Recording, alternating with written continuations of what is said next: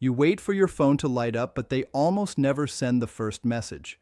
You tell them you love them, and the response either comes much later or never arrives at all.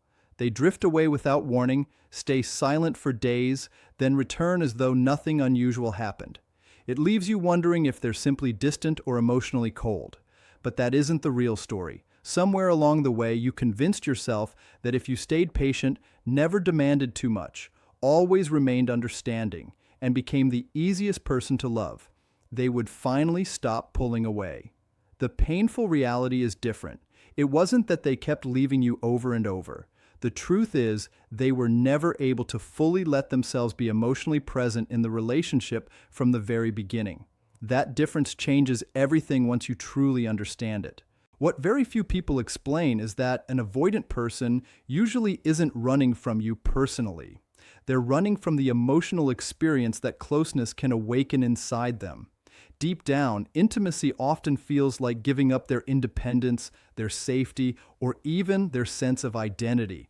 Once you recognize this, something inside you begins to change. You stop chasing every bit of attention. You stop making yourself smaller just to keep someone comfortable. You stop believing love must be earned through perfect behavior. Instead, you begin responding from understanding rather than fear. This isn't about controlling another person or using psychological tricks to keep them attached. It's about understanding avoidant psychology deeply enough that your presence no longer feels like pressure.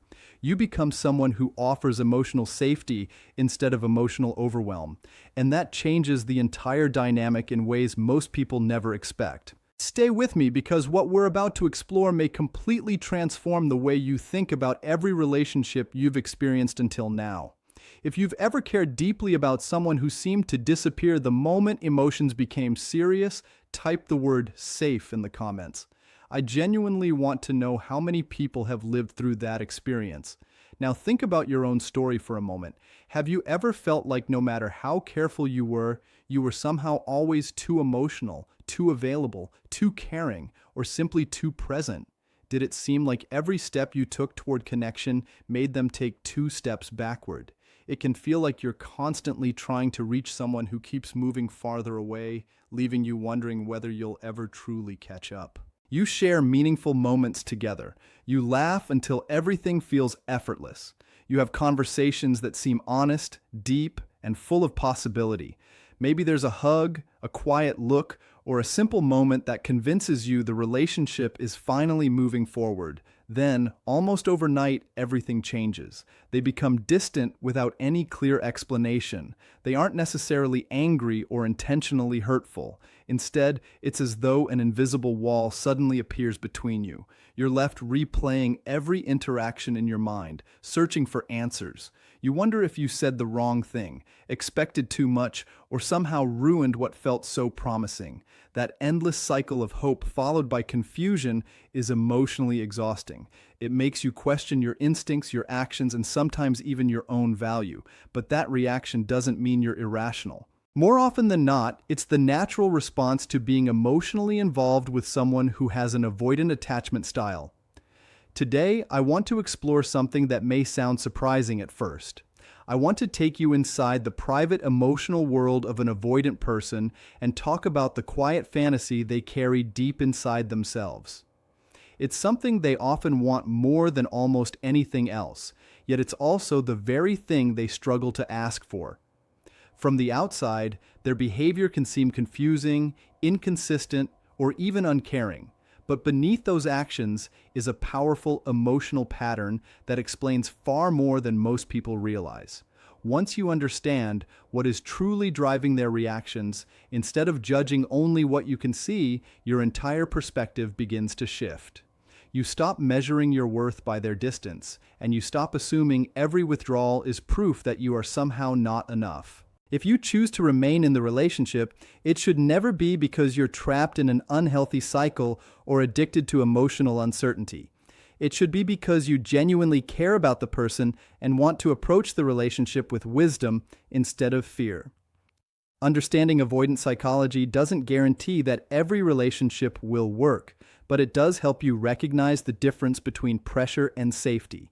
It teaches you how to communicate without unintentionally activating the fears they carry beneath the surface. Most importantly, it allows you to protect your own emotional well-being while offering the kind of steady presence that doesn't feel threatening to them. Once you learn this balance, your relationships stop being driven by anxiety and start being guided by awareness. And that's where everything begins to change. Who is an avoidant, really? Before anything else, we have to let go of the idea that they're the villain in every relationship. Modern conversations about attachment often paint avoidant people as heartless, emotionally unavailable, or selfish individuals who keep others close just enough to never fully commit. They're often described as people who always leave first and never seem affected by the breakup. But that picture misses what is actually happening beneath the surface. Avoidant attachment is not a personality defect or evidence of a lack of love. It is a protective response that developed because it once had to. For many avoidants, this pattern began in childhood, when depending on other people didn't feel comforting or safe. Their behaviors may be confusing today, but they were originally created to help them survive emotionally in an environment where vulnerability often led to disappointment rather than comfort. As children, many avoidants learned painful lessons about emotional needs. Perhaps the people they depended on were distant, inconsistent, or simply unavailable whenever comfort was needed. Maybe crying was ignored, asking for reassurance was criticized, or showing fear and sadness was treated as weakness. Over time, their nervous system adapted to those experiences in the only way it knew how. It quietly concluded that relying on other people only led to hurt, so complete self-reliance became the safest path. They learned to hide their emotions, solve problems alone, and convince themselves that needing nobody meant nobody could disappoint them. That strategy worked remarkably well during childhood because it reduced emotional pain. Independence became their shield, and emotional distance became the place where they felt most protected from the possibility of rejection. As they grew older, this survival strategy earned praise from the outside world. The child who rarely complained appeared mature beyond their years. The teenager who never asked for reassurance looked independent and emotionally strong. The adult who seemed easygoing, self-sufficient, and never demanded much from anyone was often admired for being low maintenance. Gradually, this way of surviving stopped feeling like a coping mechanism and became their identity. They genuinely believed they didn't need emotional dependence because they had spent years proving to themselves that they could manage without it. Then love entered the picture. Real intimacy asks for something completely different. Suddenly, the emotional walls that once protected them became obstacles, and the very strategy that helped them survive childhood began making adult relationships feel frightening instead of fulfilling. The challenge is that genuine love always requires some degree of emotional dependence. Real connection asks us to trust another person with parts of ourselves that are vulnerable, uncertain, and deeply human. Loving someone means admitting that their presence matters to you, that losing them would hurt, and that you're willing to risk disappointment for the chance to experience closeness.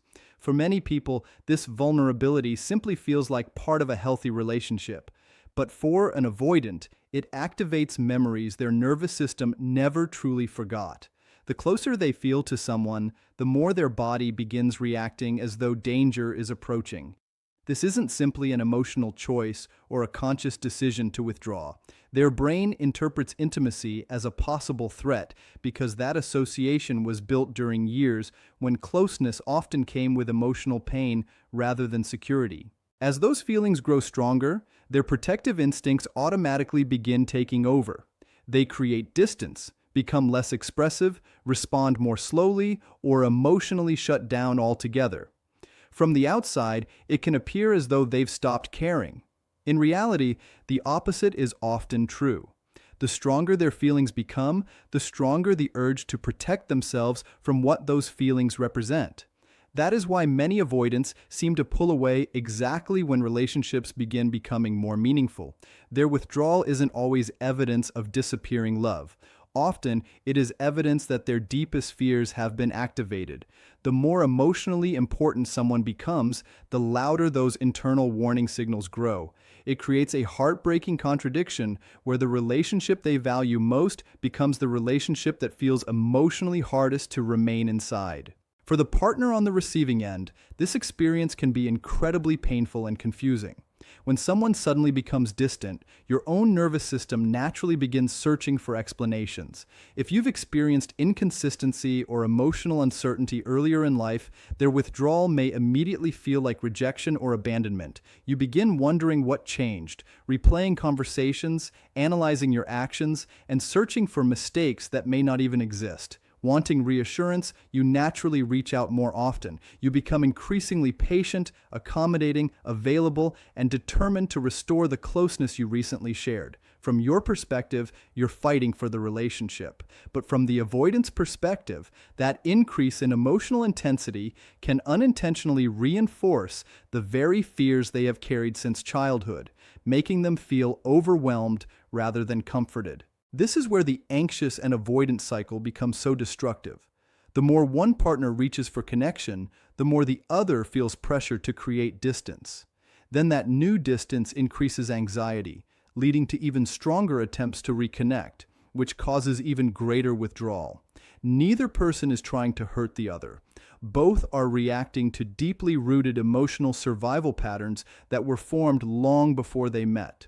Without understanding these unconscious responses, each person's attempt to solve the problem accidentally becomes the reason the problem grows worse. One partner experiences abandonment while the other experiences emotional suffocation. Unless both people recognize what is happening underneath these behaviors, the cycle can continue until both are emotionally exhausted, even when genuine love still exists between them. Now let's shift the focus, because conversations about avoidant attachment spend so much time discussing withdrawal, emotional shutdown, mixed signals, and inconsistency that they rarely explore what avoidants genuinely long for beneath all those protective layers. Despite appearances, avoidants want love just as deeply as anyone else. They don't dream of relationships built on emotional distance forever. They want to feel accepted, understood, and cared for without constantly fearing that closeness will eventually cost them their freedom, identity, or emotional safety. Deep inside, many avoidants wish for a relationship where they can slowly lower their defenses without feeling pressured to do so before they are emotionally ready. That desire is real, even if they struggle to express it openly. What they often hope for is a partner who remains emotionally grounded instead of becoming overwhelmed every time space is needed. They appreciate someone who doesn't interpret every quiet moment as a crisis or every delay as proof that the relationship is ending. They aren't looking for emotional perfection, but they are drawn toward people whose happiness isn't entirely dependent on constant reassurance. A partner with their own purpose, friendships, passions, and emotional stability naturally feels less threatening because the relationship doesn't seem like it's consuming either person's identity. They want someone who chooses to be with them from genuine fulfillment rather than fear, loneliness, or the desperate need for constant validation. That kind of emotional steadiness creates room for trust to grow instead of triggering their instinct to retreat. The deepest truth is that avoidants don't reject love itself. What they fear is repeating the emotional cost that love represented earlier in their lives. If every experience of dependence once ended in disappointment, criticism, or emotional neglect, it's understandable that closeness now feels risky. But when they encounter someone who consistently makes love feel calm instead of chaotic, safe instead of demanding, and accepting instead of controlling, something remarkable begins to happen. Their old beliefs slowly lose their power. They begin realizing that not every relationship has to follow the same painful pattern they learned as children. In becoming someone who offers emotional safety without sacrificing your own well-being, you don't simply create a healthier relationship. You become living evidence that the fears protecting them belong to the past, not to the future they are still capable of building. I want to be completely honest with you because I'm not going to tell you that the answer is simply learning how to love an avoidant the right way. That idea sounds comforting, but it isn't the truth. A healthy relationship can never depend on one person constantly adjusting themselves while the other never has to grow. What I will say is something that can be uncomfortable to hear. Many of us who find ourselves caught in the anxious avoidance cycle are not just innocent bystanders. We become active participants in the pattern, often without realizing it. I say that with genuine compassion because I know exactly what it feels like. Many of us aren't simply hurt by emotional unavailability, we're strangely drawn toward it. That realization isn't meant to create guilt.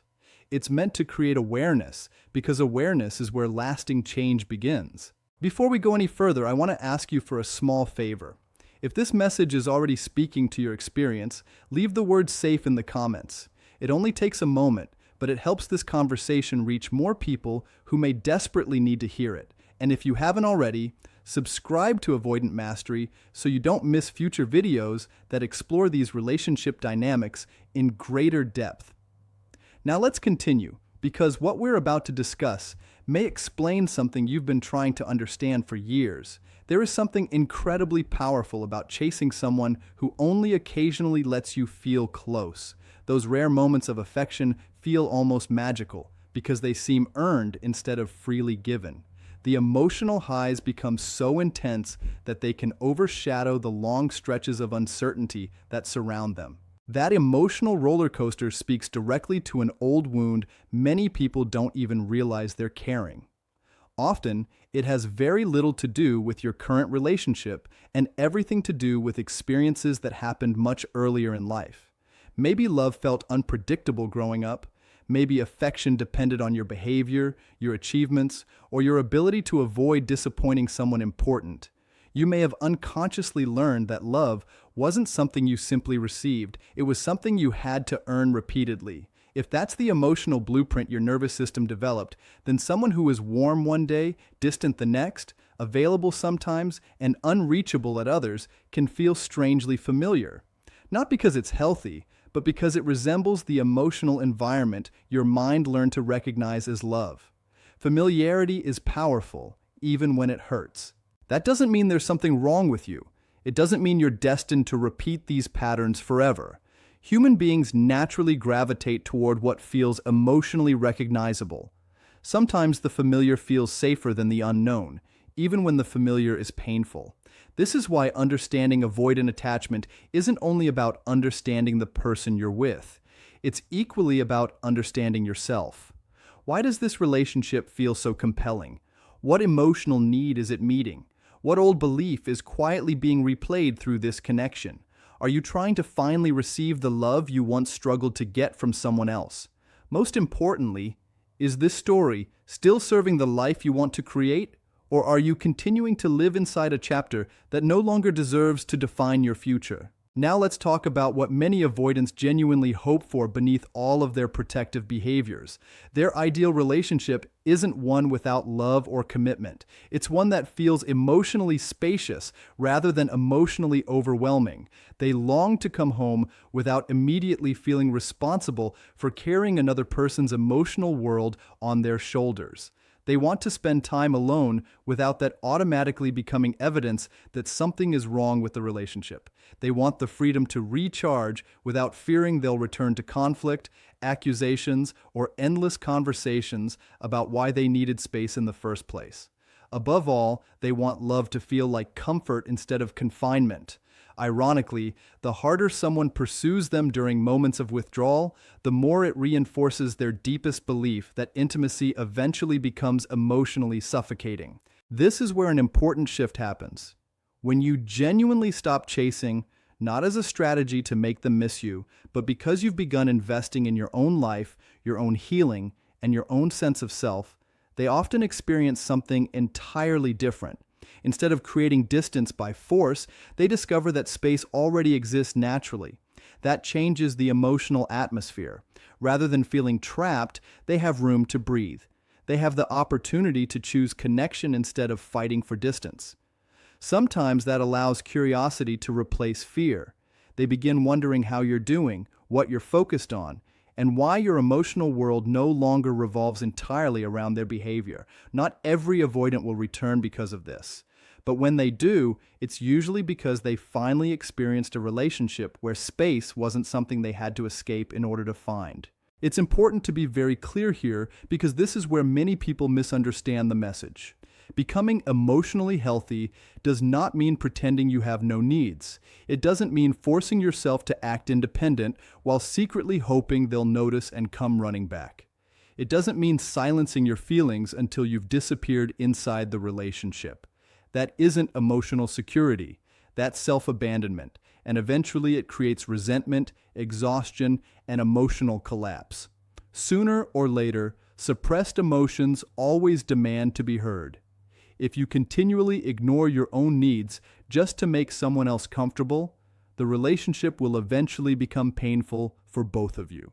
Real security never asks you to stop being yourself. It asks you to stop abandoning yourself.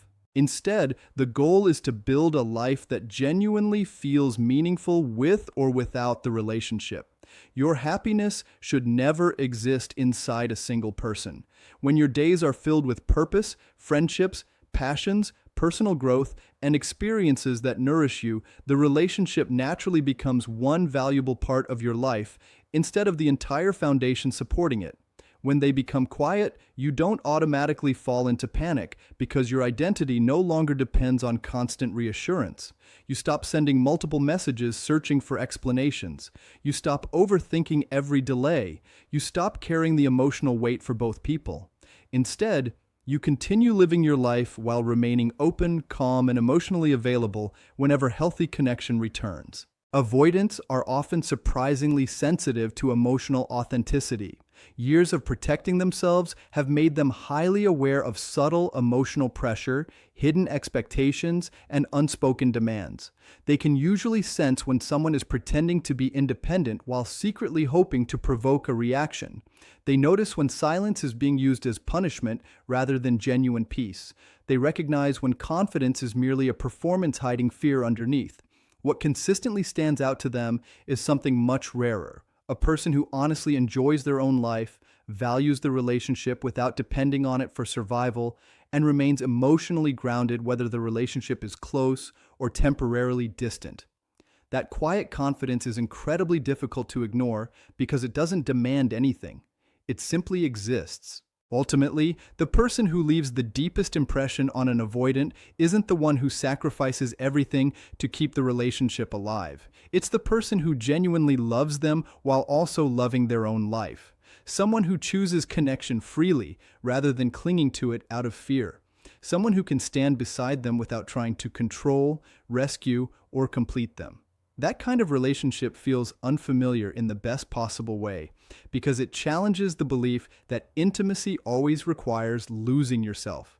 It becomes living evidence that love can exist without emotional captivity.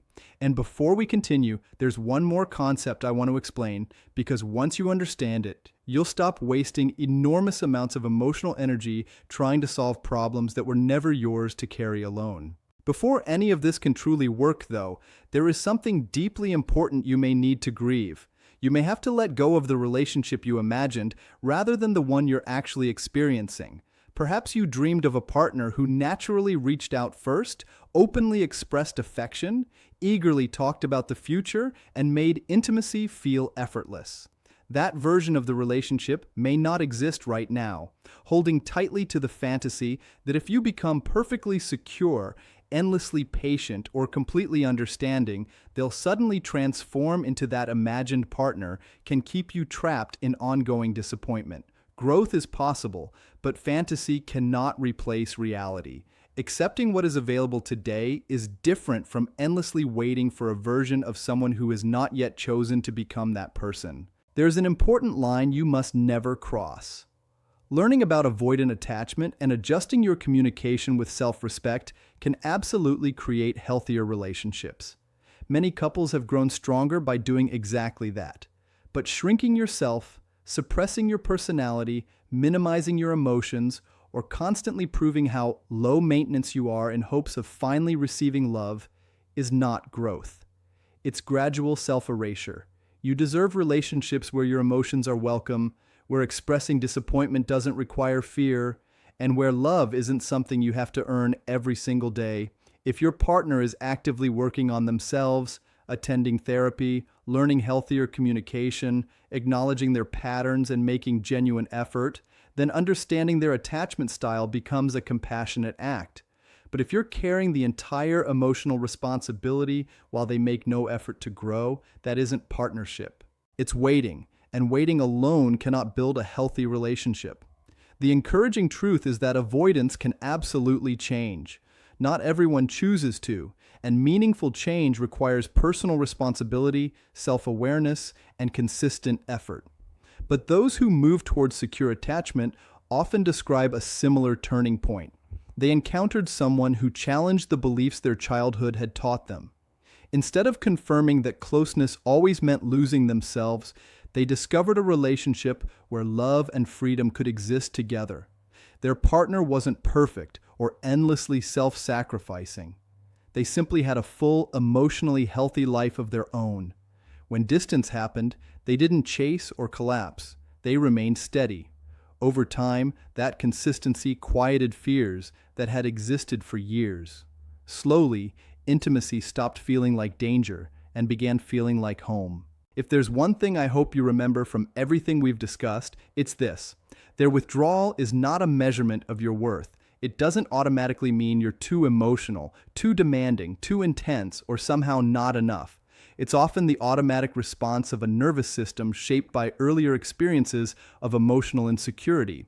At the same time, no amount of extra love, sacrifice, or accommodation can heal attachment wounds that another person refuses to face. Lasting change begins with security inside both people. If you repeatedly find yourself attracted to emotionally unavailable partners, allow yourself to explore that pattern with honesty and compassion. Ask what familiar wound is being activated and give yourself permission to heal it. Know where your boundaries are. Sometimes you grow, become more secure, create healthy space, and your partner rises alongside you. Other times you do all of that, yet they remain unwilling or unable to meet you halfway. Recognizing which reality you're living is one of the greatest gifts you can give yourself. Remember that you are never responsible for healing another person's attachment wounds. You can offer kindness, consistency, and emotional safety, but you cannot do someone else's healing for them. Healthy love grows when two people are both willing to face themselves. If you become someone who offers freedom without losing yourself, closeness without control, and love without emotional captivity, you give an avoidant something they may have never believed existed. A relationship where connection doesn't require self-sacrifice. When both people are committed to that journey, everything can begin to change. If this message spoke to your experience, leave the word safe in the comments. Let it be a reminder that you're not walking this path alone, and neither is anyone else who is choosing healing over old patterns.